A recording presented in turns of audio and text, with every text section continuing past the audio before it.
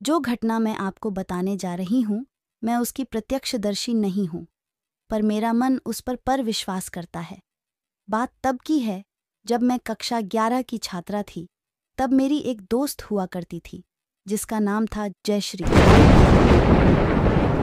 उसी ने मुझे यह किस्सा बताया। वह हनुमान जी की बहुत भक्त थी। उसी ने मुझे अपने बचपन का यह किस्सा बताया कि जब वह बहुत छोटी थी तो एक बार होली का त्योहार आया। तब उसने धीरे धीरे करके ढेर सारे रंग खा लिए, जिससे कि उसकी तबीयत बिगड़ने लगी और वह मृत हो गई। लेकिन वह अपने पिता की एक ही बेटी थी और उनकी पिता की बहुत लाडली थी। तो उनके पिता ने यह मानने से इनकार कर दिया कि उसकी मृत्यु हो चुकी है। उन्होंने उसे घर के आंगन में लिटा दिया और हनुमान चालीसा का पाठ करने लगे। जय हनुमान ज्ञान गुण सागर, जय कपीस तिहु लोक उजागर, रामदूत अतुलित बल धामा, अंजनी पुत्र पवन सुत नामा। और भी काफी लोगों को इकट्ठा किया और उनसे निवेदन किया कि हनुमान चालीसा का पाठ करो। लोग उन्हें समझा रहे थे, पर वह मानने को तैयार नहीं थे। आखिरकार वह बैठकर हनुमान चालीसा का पाठ करने लगे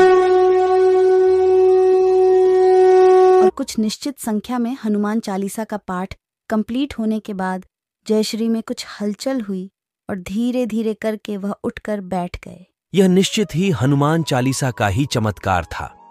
और जब जयश्री बड़ी हुई और अब उसे अपने माता पिता से इस घटना के बारे में पता चला, तो वह भी हनुमान जी में बहुत मानने लगी। उस समय सोशल मीडिया नहीं था, वरना मुझे लगता है यह घटना बहुत प्रसिद्ध हुई होती। जयश्री अच्छे स्वभाव की लड़की थी, उसमें बनावटी पर नहीं था, इसलिए मुझे नहीं लगता कि यह कोई बनावटी बात होगी। और मेरा मन मानता है कि यह निश्चित ही सत्य घटना है, जो मुझे अपने परमात्मा में पूर्ण रूप से श्रद्धा रखने के लिए प्रेरित करती है।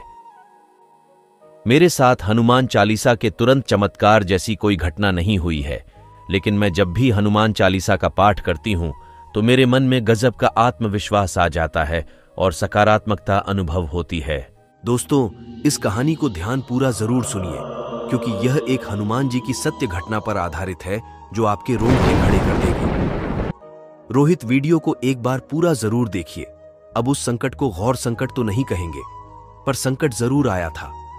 एक समय की बात है, मैं और मेरा एक पडीड हौसी, जिसे मैं छोटे भाई के समान समझता हूं, मेरे गृहनगर नागपुर से 50 किमीज में दूर रामटेक, जो कि श्री राम से संबंधित एक स्थान है, वहां के लिए निकले। उस समय मेरे पास बजाज सुपर स्कूटर थी। हम लोग तो सही तरीके से रामटेक पहुंच गए, वहां अच्छी से दर्शन भी किए। वापसी में आते समय हम लोग को शाम हो गई थी। रामटेक का मंदिर जो है वह एक टेकरी या कह लीजिए पहाड़ी पर स्थित है। अब वापसी में मैंने अपनी गाड़ी को चालू करने के लिए किक मारी, पर गाड़ी चालू ही नहीं हुई।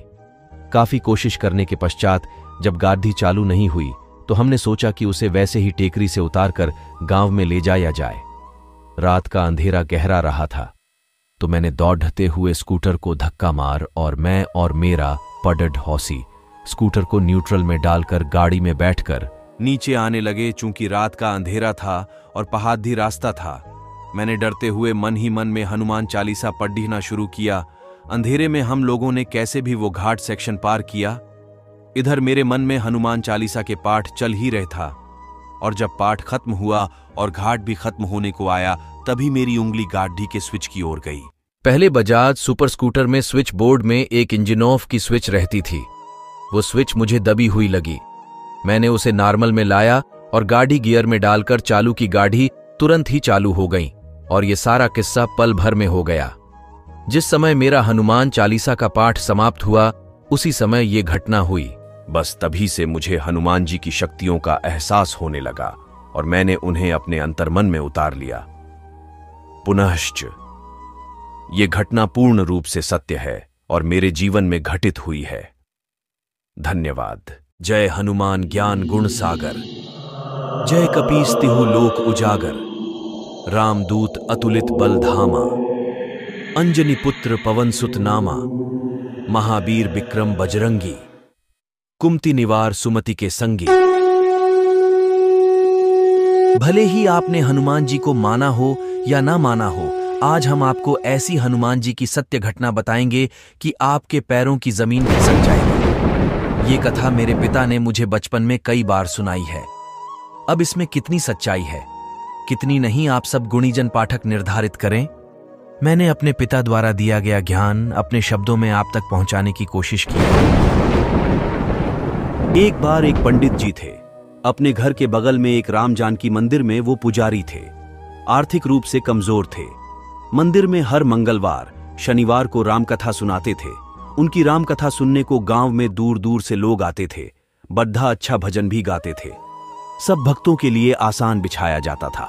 वहीं पंडित जी अपने बगल में रामकथा कहते समय एक झूला रखते थे।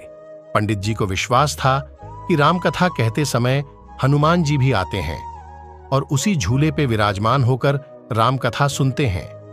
लोग उनकी भावनाओं का सम्मान करते हुए पूरी रामकथा के दौरान उस झूले के सामने हाथ जोड़े बैठे रहते। पंडित जी पूरे मग्न होकर रामकथा सुनाते और भजन गाते। उनका एक वकील दोस्त भी था। वकील साहब काफी पढ़े लिखे विद्वान आदमी थे। शाम को वो भी रामकथा सुनने आया करते थे। पंडित जी से उनकी अच्छी दोस्ती हो गई थी। पंडित जी से घंटों बैठकर धर्मशास्त्र पे चर्चा करते।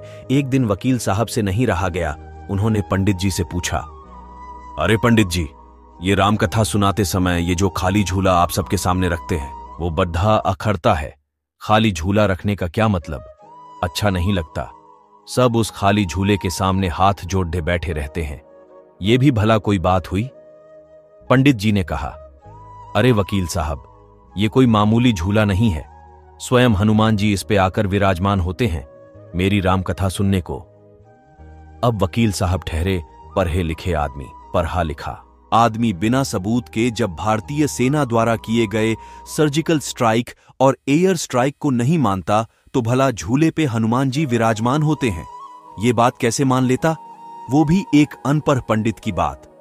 अब पंडित जी और वकील साहब में वाद विवाद बढ़ता गया। मामला गर्म हो गया। वकील साहब अड्डे रहे कि अब यदि झूला वहां से नहीं हटा तो हमारी दोस्ती खत्म। पंडित जी भी अड्डे रहे अपने विश्वास पे कि हनुमान जी बैठेंगे तो इसी झूले पे बैठेंगे।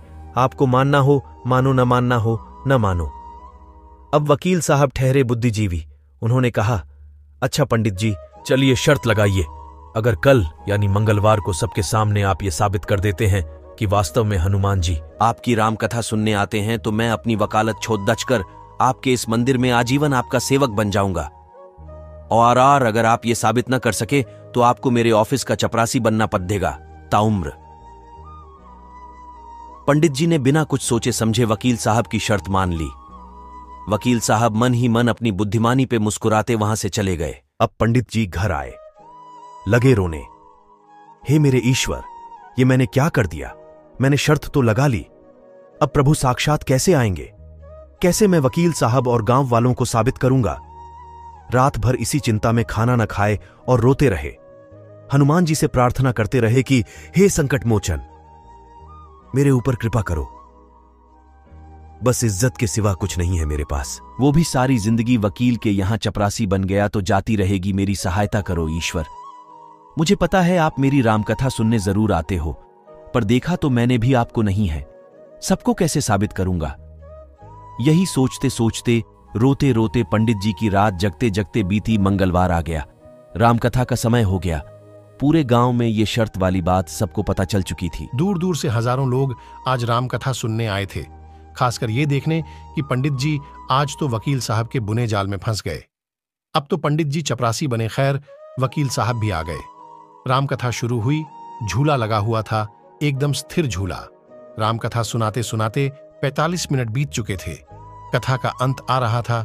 सब टकटकी लगाए झूले की तरफ देख रहे थे, कहीं कोई हलचल नहीं। कथा समाप्त हुई। वकील साहब अपनी संभावित विजय पर मन ही मन मुस्कुराए जा रहे थे। पंडित जी हमेशा की तरह रामकथा समाप्ति के बाद राम भजन गाने लगे। आज उनके स्वर में एक अजीब सी कशिश थी। गाए जा रहे थे, आंखों से आंसू झरझर बह रहे थे। हजारों की भीड़ खामोश टकटकी लगाए झूले की ओर देखती। भजन की धुन और तेज, तभी झूला हिलने लगा। लोगों की सांसें जहां की तहां अटकी। झूला धीरे धीरे हल्की गति से हिलने लगा। पंडित जी मग्न होकर रामधुन गाए जा रहे थे, आंखें बंद करके। झूला ऐसे आगे पीछे हल्के हल्के डोलने लगा जैसे कोई उस पे बैठ के आराम से झूला झूल रहा हो।